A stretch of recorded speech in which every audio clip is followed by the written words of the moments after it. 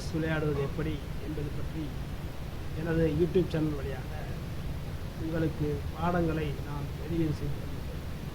இன்றைய பாடத்தில் நம்ம என்ன பார்க்க போகிறோம் அப்படின்னா, ஒரு விதமான ஓப்பனிங், ஒரு விதமான டிஃபென்ஸ் பற்றி தெளிவாக பார்க்கணும். அதுக்கு பின்னாடி அந்த ஓப்பனிங் அந்த டிஃபென்ஸ் விளையாண்டா ஒரு 2 என்ஜினுடைய கேம் எப்படி இருக்குது அப்படிங்கிறத பார்க்க போகிறோம். இன்றைக்கி பாருங்கள், E4 E5, knight F3 knight C6, bishop C4 bishop C5, C3 queen E7, bishop D4 bishop B6. இது வரையில் விளையாண்டா இட்டாலியன் கேம் கிளாசிக்கல் வேரியேஷன் அப்படின்னு ஒயிட் விளையாண்டுருக்காங்க. பிளாக் விளையாண்டுருக்கிறது centre holding gambit variation, centre holding variation.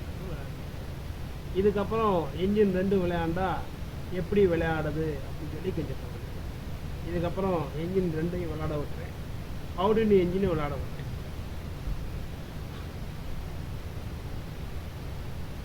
பாருங்க,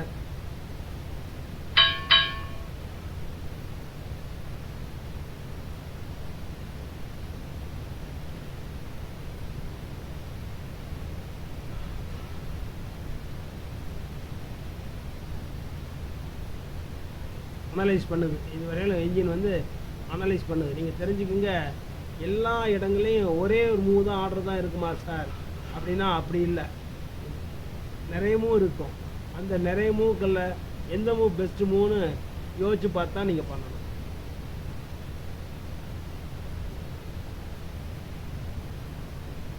என்ன சொல்லுது? ஒயிட் இஸ் ஸ்லைட்லி பெட்டர் அப்படிங்கிறது.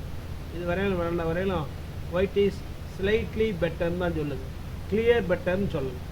அதாவது ஒரு என்ஜின் கிளியர் பெட்டர் அப்படின்னு சொன்னால் தான் வின்னிங் பொசிஷனாக இருக்கும். ஸ்லைட்லி பெட்டர் அப்படிங்கிறது அப்ராக்சிமேட்லி ஈக்குவல் அப்படின்னு தான் இருக்கும்.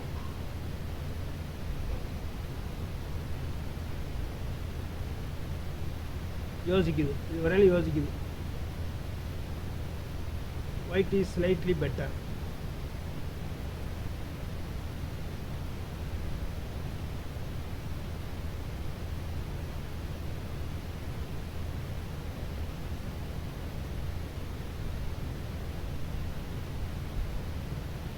கேசல் அப்படின்னு பண்ணியிருக்கு.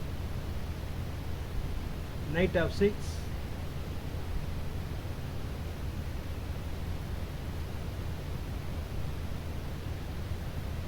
A4,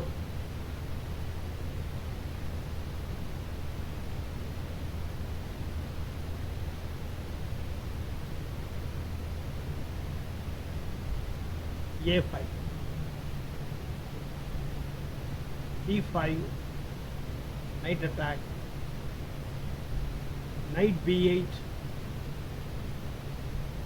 bishop D3,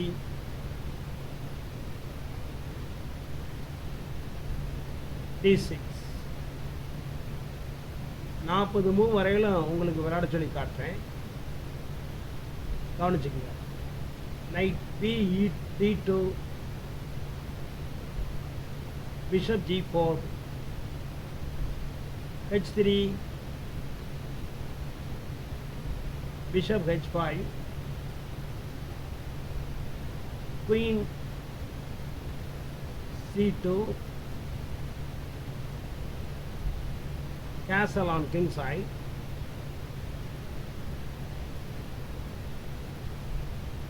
knight H4,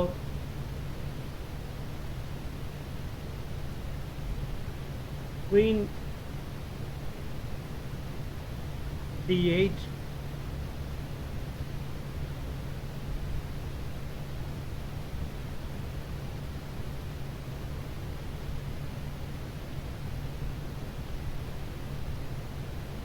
queen D8, knight C4,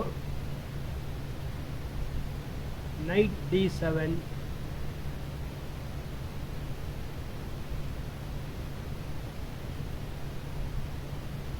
knight into B6, knight into B6. இந்த இடத்துல நீங்கள் கவனிங்க, இந்த போர்டில் வந்திருக்கிற position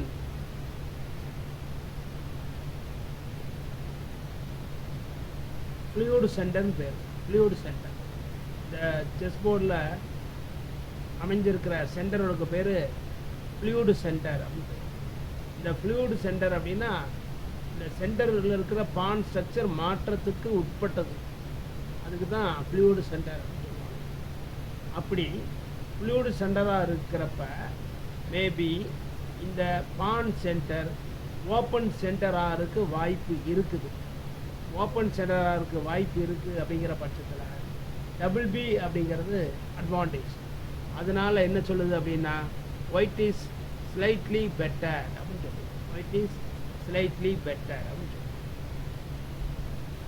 G3 C6 D into C6 B into C6.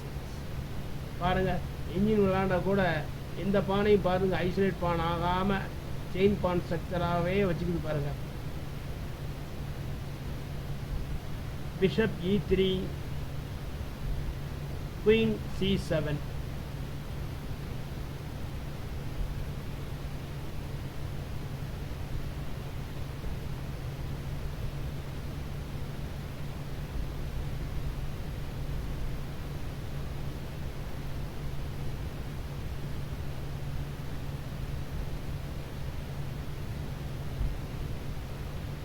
Queen C7, F3,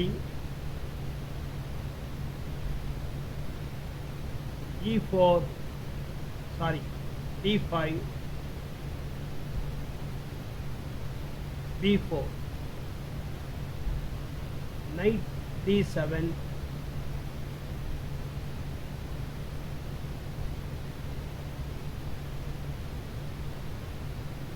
Rook A B1,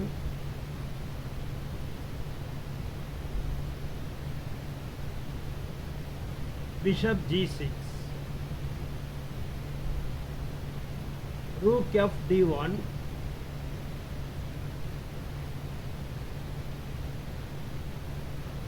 இன்னமும் சொல்லுது, என்ன சொல்லுது அப்படின்னா white is slightly better அப்படின்னு தான் சொல்லுது.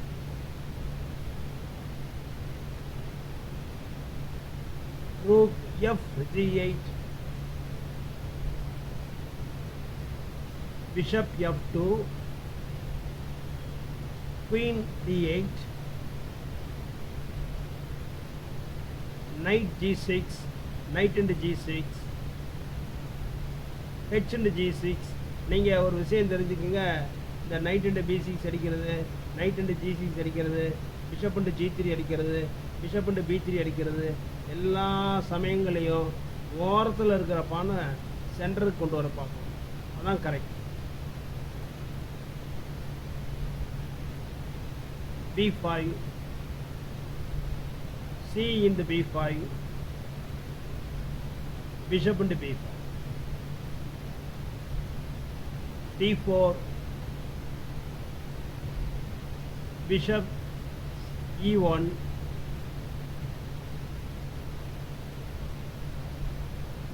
Knight C5, King G2, Knight E6.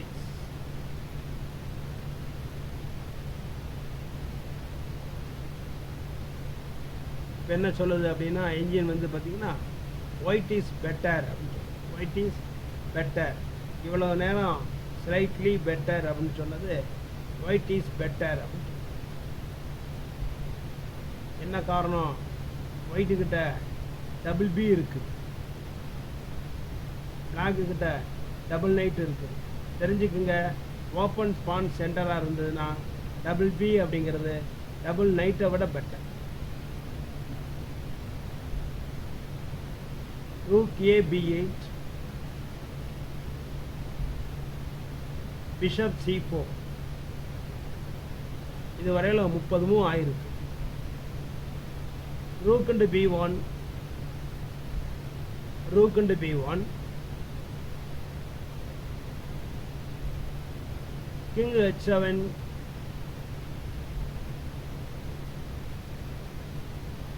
rook d1,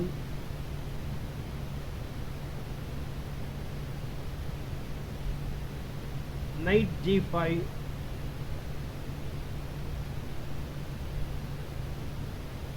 c into d4,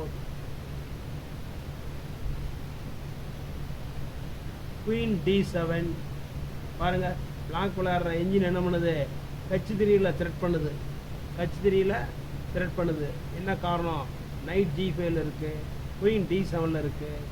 இந்த அட்டாக்கு பேரு கவுண்டர் அட்டாக்னு பேரு, கவுண்டர் அட்டாக். பாருங்க, g4, நைட் h5. பாருங்க, பிரில்லியண்டான சாக். நைட் எடுத்து என்ன பண்ணுது, என்ஜின் வந்து h5ன்னு வைக்குது. என்ன காரணம் அப்படின்னா, g into h5 அடிக்க முடியாது. அடித்தா queen into h5 h3 check வந்துடும். மேபி மேட் ஆடுறது கூட சான்ஸ் இருக்கு.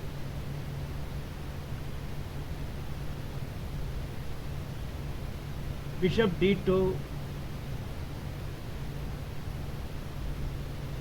queen into d4,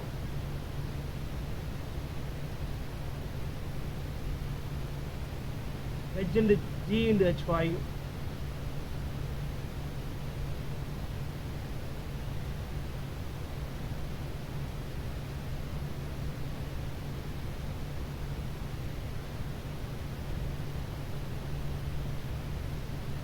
knight into e4, f into e4, queen into e4, check, king h1,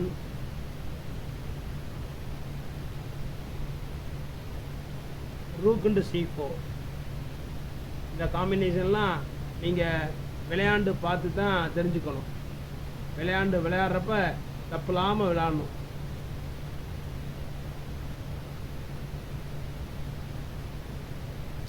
இதுவரையிலும் 38 மூவ் ஆடி இருக்காங்க. இன்னும் ஒரு 2 மூவ், 40 மூவுக்குள்ள இந்த 40 மூவுக்கு அப்புறம் இந்த கேமை நான் முடித்தேன். g6 check, sorry, h into g6 check, f into g6,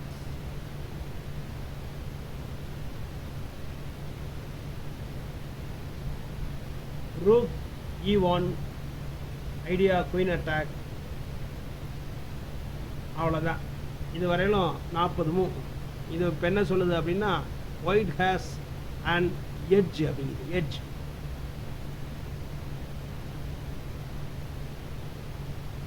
ஒயிட்டுக்கிட்ட வந்து கொஞ்சம் அட்வான்டேஜ் அப்படின்னு சொல்லுது.